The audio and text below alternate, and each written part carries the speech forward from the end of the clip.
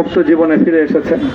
আলহামদুলিল্লাহ। সর্বশেষ আজ আমার মুক্তির মধ্য দিয়ে 2021 সালে হেফাজতে ইসলাম বাংলাদেশ এবং এদেশের আলেম সমাজের উপর ইতিহাসের অন্যতম এক গভীর ষড়যন্ত্র এবং চক্রান্ত নির্যাতনের যে স্টিমরোলার পরিচালনা করা হয়েছিল, তার আজকে একটি প্রাথমিক অধ্যায়ের পরিসমাপ্তি ঘটল। আমরা স্পষ্ট ভাষায় বলতে চাই, আমাদের উপর জুলুম করা হয়েছে, আমরা নির্যাতিত, অন্যায়ভাবে আমাদেরকে কারারুদ্ধ করা হয়েছে, বুলেটের আঘাতে আমাদের ভাইদেরকে হত্যা করা হয়েছে। আমরা যখন আমাদের সন্তানদের লাশ এবং তাদের রক্তমাখা বুলেট বিদ্ধ সেই মরদেহকে সামনে রেখে আমরা যখন আমাদের ন্যূনতম প্রতিবাদটুকু উচ্চারণ করতে গিয়েছি, তখন আমাদেরকে কারারুদ্ধ করা হয়েছে, আমাদেরকে নানাভাবে নিষ্পেষণ করা হয়েছে, আমাদেরকে জনগণ থেকে বিচ্ছিন্ন করার সব ধরনের অপচেষ্টা চালানো হয়েছে। আমি আজ এই মুহূর্তে আমার এই মুক্তি উপলক্ষে আমি বলতে চাই, আমাদের উপর জুলুম করা হয়েছে, এটাকে আমরা সহ্য করে নিলাম। আমাদের ভাইদেরকে হত্যা করা হয়েছে, সেটাও সহ্য করে নিলাম। আমরা আমার সন্তানের লাশ কাঁধে তুলে নিয়েছি, সেটাকেও আমি হাসি মুখে বরণ করে নিলাম। আমাদেরকে অপমান এবং লাঞ্ছনার সব ধরনের ষড়যন্ত্রের সম্মুখীন হতে হয়েছে, সেটাও আমরা হাসি মুখে বরণ করে নিয়েছি। কিন্তু আল্লাহর জমিনে আল্লাহ এবং তার রাসূলের কোন সম্মান এক মুহূর্তের জন্য আমরা বরদাস্ত করে নেব না। আমরা আমাদের সর্বোচ্চ ত্যাগ এবং কোরবানি স্বীকার করতে প্রস্তুত রয়েছি, জীবন দিতে প্রস্তুত রয়েছি। আল্লাহর জমিনে আল্লাহর দ্বীনের ঝান্ডা সমুন্নত করেই আমাদের যাত্রা থামবে ইনশাআল্লাহ। হয়তো শাহাদাত, নয়তো খেলাফত ইনশাআল্লাহ। আল্লাহর জমিনে খেলাফত প্রতিষ্ঠার যে আওয়াজ আজ পৃথিবীর দিকে থেকে উচ্চারিত হচ্ছে, সে আওয়াজ বাংলার জমিনে খেলাফতের এই আন্দোলনকে চূড়ান্ত গন্তব্যে পৌঁছাবে ইনশাআল্লাহ।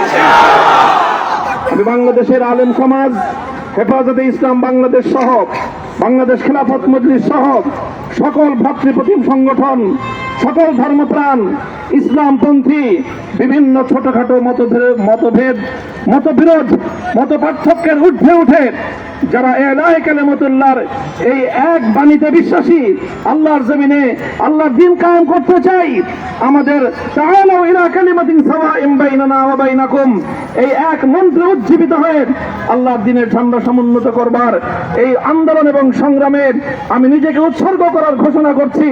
এবং আমার সকল ভাইদেরকে, আমি সকল উলামায়ে কেরামকে এবং ধর্মপ্রাণ মুসলমানদেরকে, ইসলামী নেতৃত্বকে ঐক্যবদ্ধভাবে এই সংগ্রামের ঝান্ডা সমুন্নত করবার, ধারণ করবার আহ্বান জানাচ্ছি।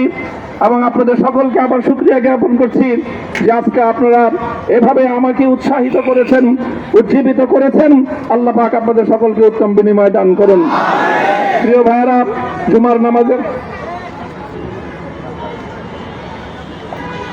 জুমার নামাজের একেবারে ঠিক আগ মুহূর্ত, এখন সব মসজিদগুলোতে জুমার প্রস্তুতি চলছে।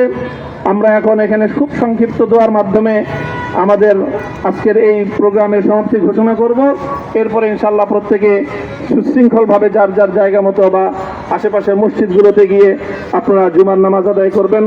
আমি আবারও বলছি, আমি আমার আলোচনার শুরুতে কোরআনে পাকের সেই আয়াতটুকু তেলাওয়াত করেছিলাম, হযরত ইউসুফ আলাইহিস সালাতু ওয়াস সালাম কারামুক্তি এবং প্রকৃত যারা অন্যায়কারী ছিল, সেই অন্যায়কারীদের স্বরূপ ওনার সামনে উন্মোচিত হয়ে যাওয়ার পর, জাতির সামনে তাদের স্বরূপ উন্মোচিত হয়ে যাওয়ার পর তিনি যে কথা বলেছিলেন, আমিও নবী ইউসুফ আলাইহিস সালাতু ওয়াস সালামের অনুসারী হিসাবে তার সুরে সুর মিলিয়ে, কণ্ঠে কণ্ঠ মিলিয়ে কথাই বলতে চাই, লা তাসরিবা আলাইকুমুল ইয়াউম।